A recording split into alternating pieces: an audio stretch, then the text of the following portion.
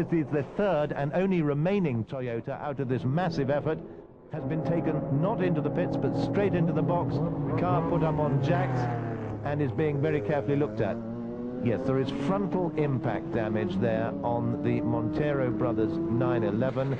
They must have hit someone, and we take it that they must have hit the Boutsen Toyota.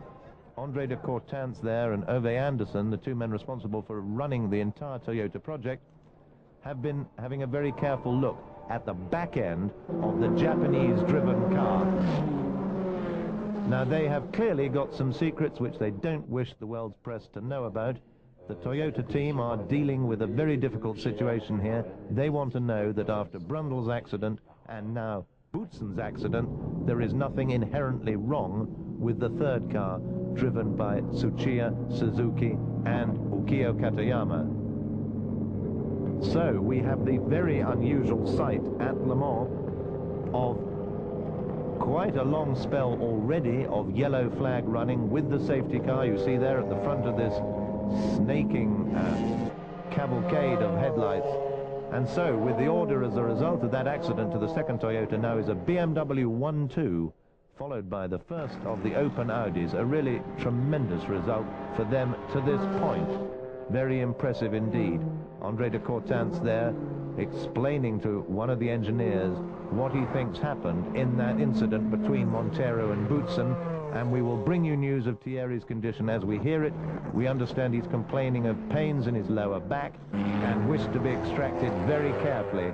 That was the beginning of the reason for the long yellow, and we are now hearing that there is oil on the Mulsanne Straight, an extensive amount of oil on the Mulsanne Straight, which needs to be dealt with because the cars are just going too fast. Now we have got back to green and the race is on once more.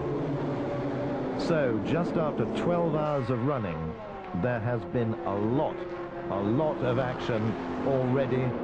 All the Mercedes out, the last Mercedes withdrawn after the horrific accident to Peter Dumbreck, and the fans watch on through the night, a little bleary-eyed maybe, but the drivers have got to keep fit and ready, except for those who only have a sad tale to tell. The little Porsche in the baby class going remorselessly on its way, and this still the class of the GTS field. Olivier Beretta out after another stint. Karl Wendlinger back in again. Wendlinger, of course, retired from Grand Prix racing some 3 years ago after his terrible accident at Monaco had meant that a comeback to the very top level of the sport was simply not practicable. So, a German 1-2-3, and here is the surprise of the race so far.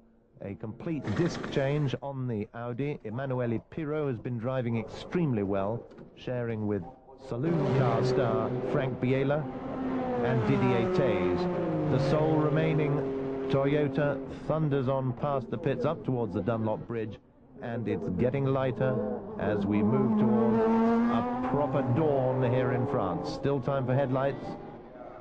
The 67th running of the Le Mans 24-hour Grand Prix of Endurance. And as two of the major manufacturers have already discovered, it really is of endurance. Spirits a little low in the Toyota camp now, and spirits even lower in the Nissan camp. These cars have not had the testing. Oops. Oh, the Paynos taking a very aggressive line with the second place car there and actually punting him out of the way. But no harm done, and they both managed to carry safely on. And this is Michele Alboreto. He's just been pulling away from a pit stop. You see, he's still got his visor up, lights off. There's a problem. There's a problem. And he is on the radio saying, come on, boys, what do I do? Well, I'm not sure they're allowed to do that. In fact, I'm reasonably certain they're not allowed to do that. They've come right outside their designated box to push Alboreto back in. But anyway, there's clearly some problem which they think they can fix straight away. It looks problematical. Eric Bernard at the wheel of the dramatic open Paynos. Well, it's not just a minor problem. This is, we are going to change the gearbox on the Audi there. And here the famous Dayglow green helmet of Henri Pescarolo. number 14, running his 33rd Le Mans. Henri Pescarolo has won nearly 50% of all the races ever held at Le Mans, a remarkable record. A winner, of course, in the late 60s and early 70s. Pescarolo still determined to bring on the younger French drivers, such as Patrice Gay, the Formula 3 star, who is sharing that courage with him. Henri himself now 56 years old. The Chrysler Oreca Vipers, just an efficient machine under the guidance of Hugues de Chaunac. This team, and look at those positions in the GTS class. Vipers 1st to 6th. How that must make hearts glad back in the United States. When the Vipers first came, the 8-litre V10 car first came to Le Mans a few years ago, they were treated as something of an eccentric joke.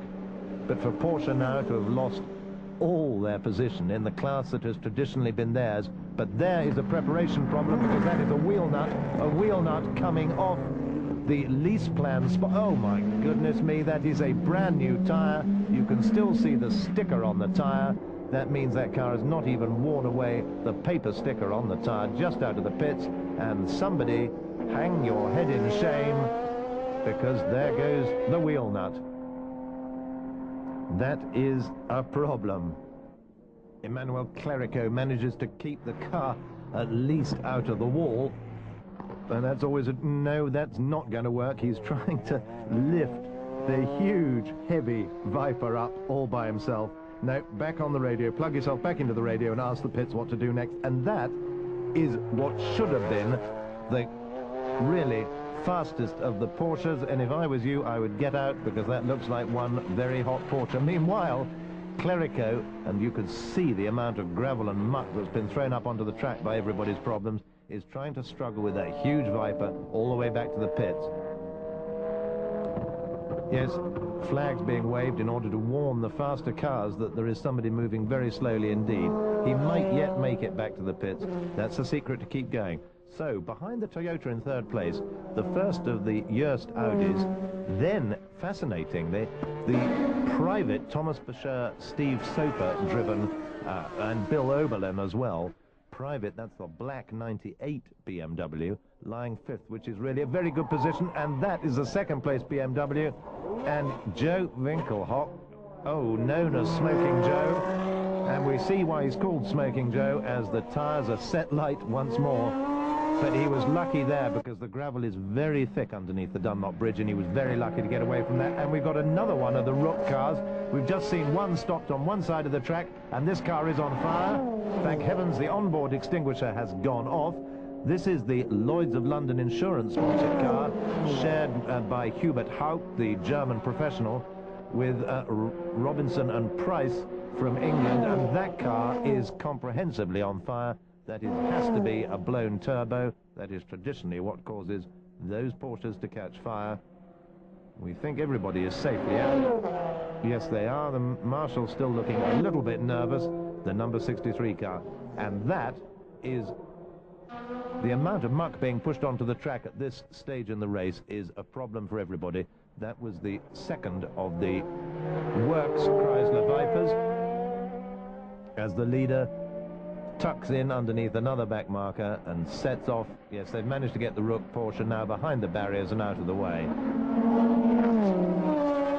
And he backed right off. He backed right off and was overtaken by the car he'd just been overtaking. That will not impress him very much. I don't think that was a mechanical problem. I think he was following instructions from the marshals.